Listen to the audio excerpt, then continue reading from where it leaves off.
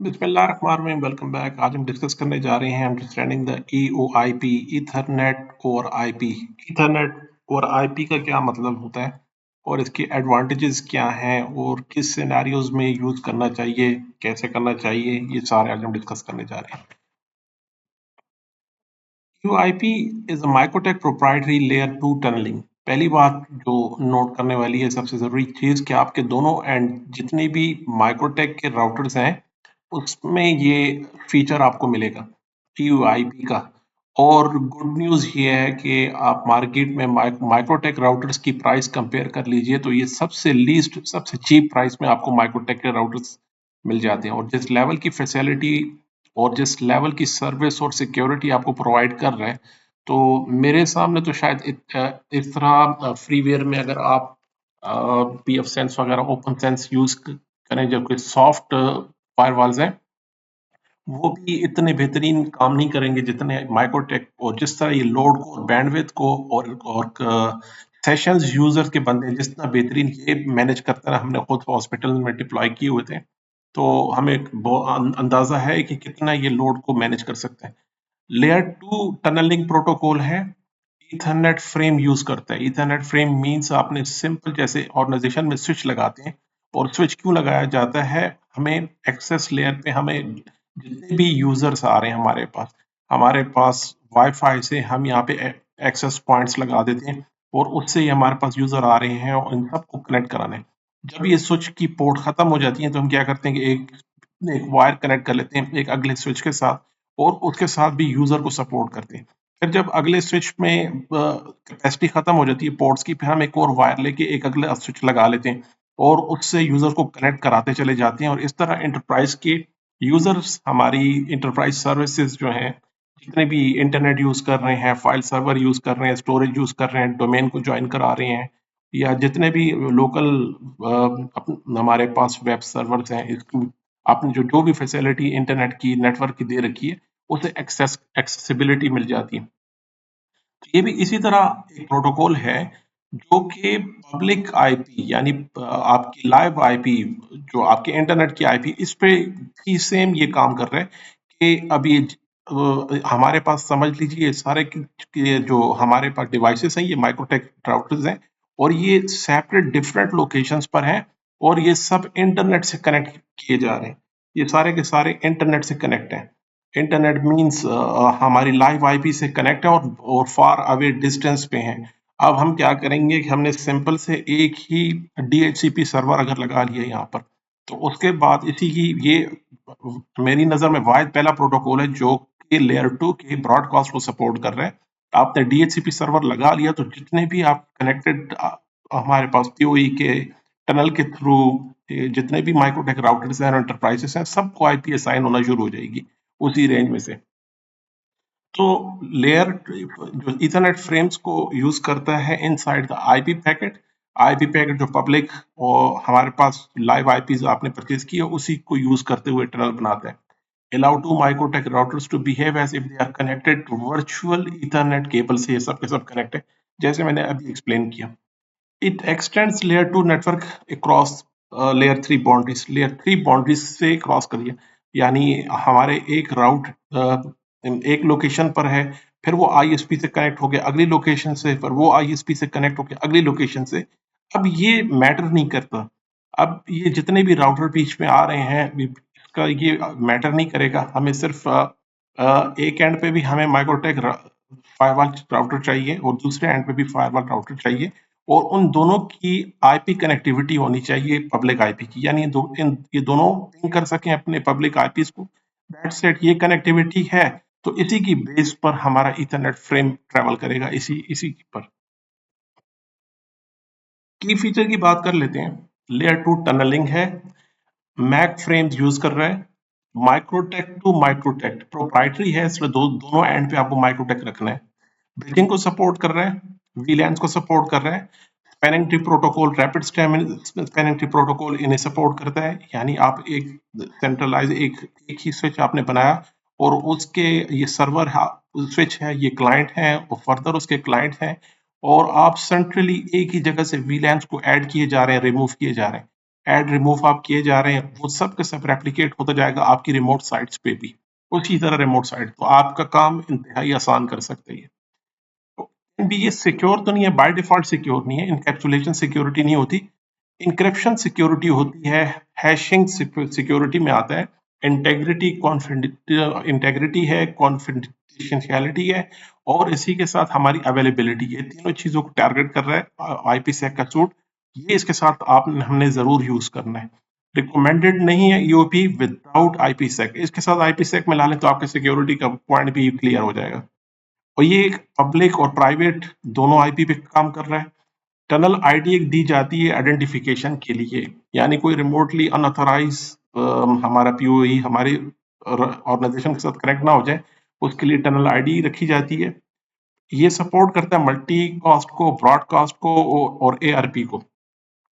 ये virtual Ethernet interface के तौर पे काम करता है, जिस तरह हम अपनी लैब में भी देखने जा रहे हैं।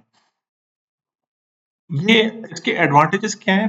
ट्रू एक्सटेंशन है एक्चुअली, सेम उसी तरह स्विच की तरह ये काम कर रहा है। जैसे मैंने कहा, एक स्विच की कैपेसिटी खत्म हो गई, आप उसको दूसरे स्विच से लगा लीजिए, दूसरे स्विच में खत्म हुई तो आप तीसरे स्विच में लगा लें। अब इसमें अगर ब्रॉडकास्ट डोमेन सबका एक ही है, एआरपी पैकेट्स आपको नजर आते हैं, ब्रॉडकास्ट नजर आ रहे हैं, मल्टीकास्ट नजर आ रहे हैं, तो ये सब इसी तरह ये भी जितने भी साइट पे ब्रॉडकास्ट होंगे वो भी आपको दिखाई देंगे। वीलैन ट्रांसपेरेंसी, जैसे मैंने अभी वीलैन की एग्जांपल दी है, सेंट्रलाइज्ड वीलैन डिजाइन, आप इसे डिजाइन भी कर सकते हैं, मैनेज कर सकते हैं सेंट्रल लोकेशन से। इजी इंटीग्रेशन है विद ब्रिजेस, हम ब्रिजेस के साथ इसे यूज करेंगे, कोई खास कॉन्फ़िगरेशन की कम्प्लेक्सिटी इसमें देखने को आपको नहीं मिलेगी। बेस्ट गुड न्यूज़ ये है कि ये आईपीसेक के साथ काम करता है। आईपीसेक ही एक्चुअली मेन चीज़ है जो आपकी साइड टू साइड कम्युनिकेशन को सिक्योर कर रहा है, वो मेन चीज़ हमारी आईपीसेक है। बाकी फैसिलिटी आपको पीयूआईपी प्रोवाइड कर देगा, और जो इंटरनेट की सिक्योरिटी का क्वेश्चन है वो हम यहाँ से रिजॉल्व करा लेते हैं। And suitable secure site to site design, ideal for legacy application, ये हमारे पास वो प्रोटोकॉल है जो कि बाकी लेयर 3 पे राउटिंग प्रोटोकॉल पे काम नहीं करते। यानी इजी हम विन बॉक्स कॉन्स्टेंटली यूज कर रहे हैं। अब विन बॉक्स आपके लेयर 2 पे डिपेंड कर रहा है, लेयर 3 पे वो आपको शो भी नहीं होता, नजर नहीं आता जब तक कि आप स्पेसिफिक उसमें आईपी मेंशन ना कर दें।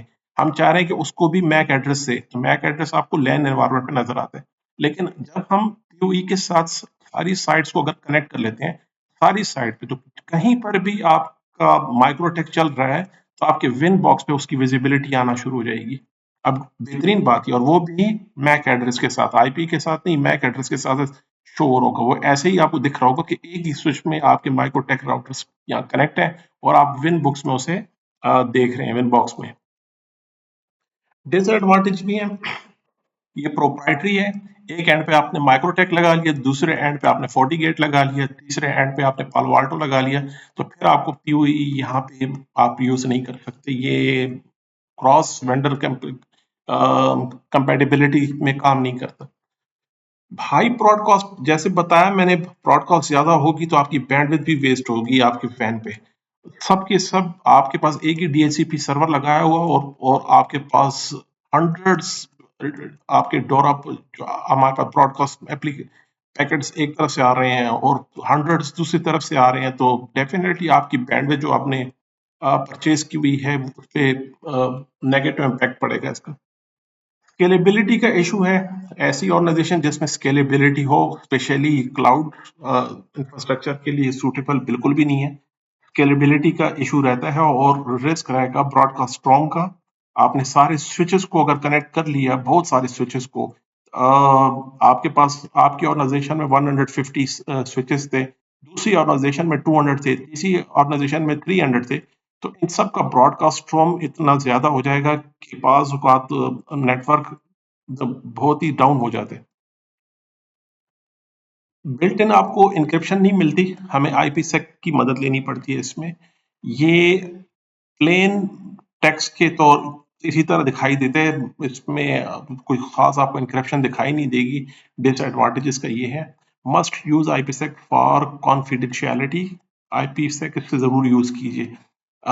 लेटेंसी सेंसिटिव है, अब जैसे मैंने बताया कि बहुत सारी बैंडविड्थ यूज होती है, तो आपको लेटेंसी इसमें ज्यादा देखने को मिलेगी।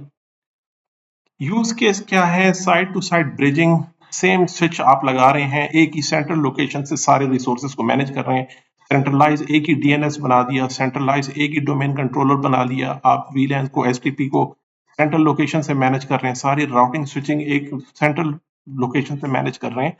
तो मैनेजेबिलिटी मॉनिटरिंग पर्पस के लिए बहुत सूटेबल है और बेस्ट यूज केस का है, आप यूज करें। वीलैन एक्सटेंशन डाटा सेंटर के लिए, ब्रांच ऑफिस के लिए centralise firewalls, DHCP monitoring tools आप यहाँ डिप्लॉय कर सकते हैं। लेगेसी सिस्टम के लिए जैसे आईपी कैमरास वगैरह, मोस्ट ऑफ अक्सर हमारे एनवीआर डीवीआर पे मैक एड्रेसेस की बेस पे चलते हैं, तो आप मल्टीपल साइट पे मैक एड्रेसेस लगा के पीओई कॉन्फ़िगर कर लीजिए, वो ऑटोमेटिकली अपने अपने एसोसिएटेड एनवीआर डीवीआर के साथ कनेक्ट हो जाएंगे और एक ही सेंट्रल जगह पे इसकी विजिबिलिटी आपको नजर आ जाएगी with the help of this protect tool.